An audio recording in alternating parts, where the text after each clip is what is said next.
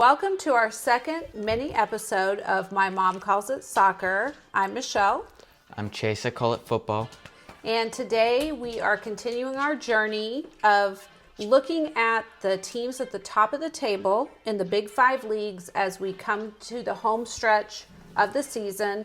Again, if you haven't had a team to follow or a team that you're in love with yet, we thought we would give you the front runners in each of the big leagues. It's a good chance to watch them finish out, learn about them, and pick a player on there to get to know more about. So last episode we did the Premier League, and this episode we are going to do La Liga. Yeah. So the team that sits on top of the table for now is FC Barcelona, my team. They sit 4 points clear of Real Madrid, Okay, so when you say 4 points clear, what does that mean? That's how many points that separates second place and first place. And so let's take this opportunity for people who don't know. Explain how you get points. A win is 3 points, a draw is 1 point, a loss is 0 points. Okay. So if you win, you get 3. You draw, you get 1. You lose, you get none. Okay, so they're ahead. It's a small margin that they're ahead right now. If they win out, they're fine, right? Mm-hmm. But if they start to drop games, they could open up the door. And who is in second place?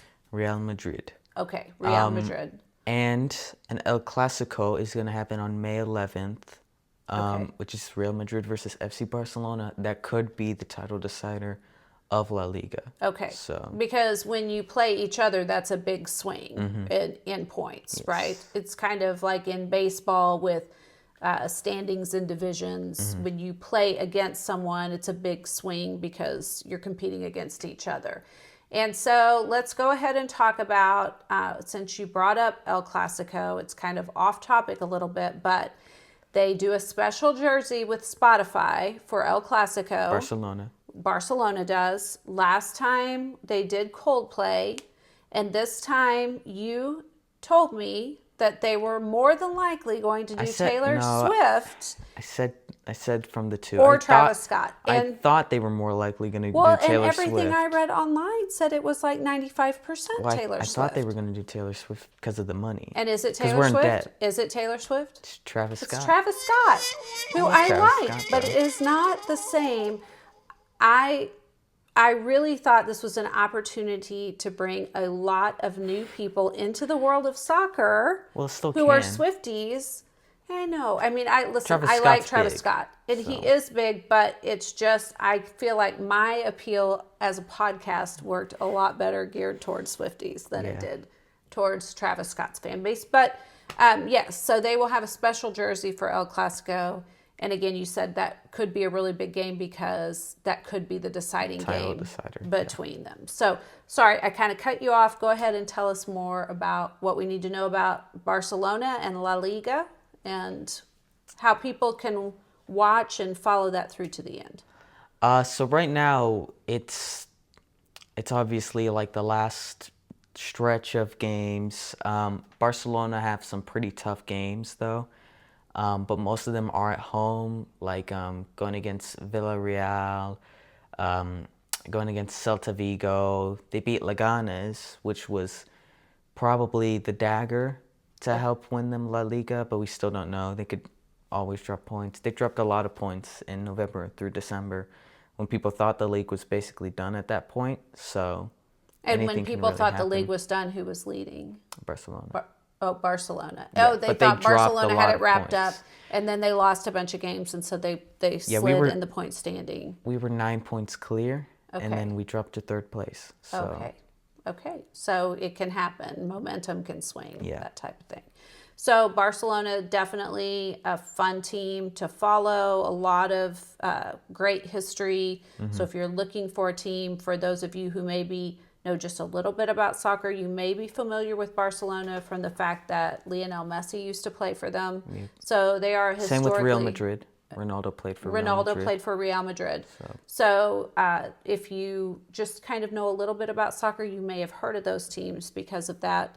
So let's give people a player on Barcelona that they can follow through this last stretch that you think will be important. And again, a player that maybe they could connect with. I've already talked about him in one of the earlier episodes, but Rafinha. I knew you were going to pick Rafinha. He's very good. Yeah. He's very good. He's very fun to watch. Yeah. He's on, I think, 54 goals and assists combined right now. He's a chance-creating machine. And by chance creation, that's like good crosses into the box, good passes into the final third that create a chance for goal-scoring opportunity. So like assists. Yeah. Do they call it Well, assists? it's not an assist because it's not an assist. It's only an assist when you score. It's a chance creation if you create a chance creating goal. So because you don't score that many goals in soccer, so he's like top 5 in chance creations this season. Okay. And he's got 13 goals right now in La Liga, 12 in the UCL. He's about to be even on both of them. So they are on their way to possibly win La Liga. They are also in the final 8 of Champions League. Mm-hmm. By the time this podcast comes out, the second leg of Champions League will have been played, and we'll know if they've advanced to the final 4. Mm-hmm. They lead 4-0 on aggregate. So they're way ahead from the first leg. And again, aggregate means they play 2 games and they combine the scores. And remind everybody who they're playing in this leg of the Champions League. Borussia Dortmund. That's right. From Bundesliga. Germany, Yes. Okay. So Rafinha is a player to watch, and it is, I think, again, as you're trying to connect with soccer and maybe become more interested, I do think Rafinha is a great player to follow. Mm-hmm. He is so exciting. He is from Brazil. And which has a huge soccer tradition. Mm-hmm. Give people some other Brazilian soccer player names that they might know. Well, they'll know Neymar, obviously. Yes. He's in the dying ends of his career. He's not playing in any European football. He plays for Santos, which is a Brazilian club. So people pay attention to him. But he's he's popular. People have heard of him. Yeah. Other big, Pele, R9, Ronaldo. Okay. So, they might know Romario. Isn't there, what about, there's another player playing right now. Vinny Jr.? Yeah. So. I don't know if people would know him, though. Okay. And he plays for? Real Madrid. Okay, that's what I thought. Yeah. So Vinny Jr. and Rafinha are playing on the 2 teams that are competing for the chance to win La Liga. Yeah. Okay, and they are both Brazilians. So I just find that interesting because they are national team teammates, but then rivals in their club teams. Yeah.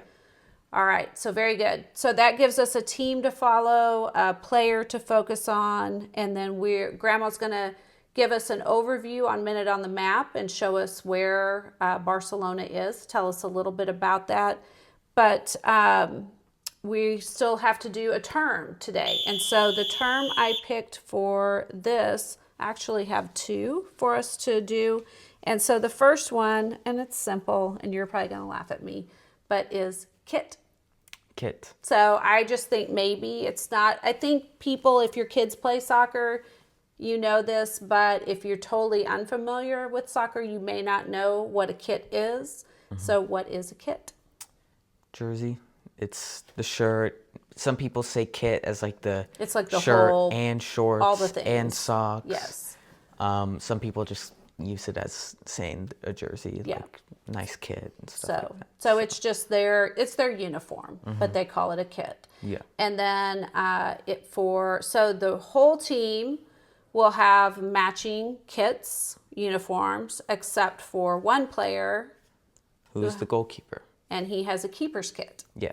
So his uniform looks different from theirs. And goalkeepers always wear something different. And I'm assuming that is just so you always know who the keeper is. Yes. It's so like a defender who's going on a back pass, like passing to the keeper.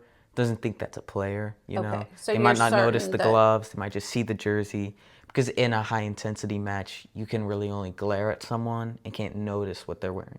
So if you see like a bright orange kit, then you're going to know that's the keeper. So okay, so that's good to know. The other thing again, a simple one, is nil. Nil. That's zero.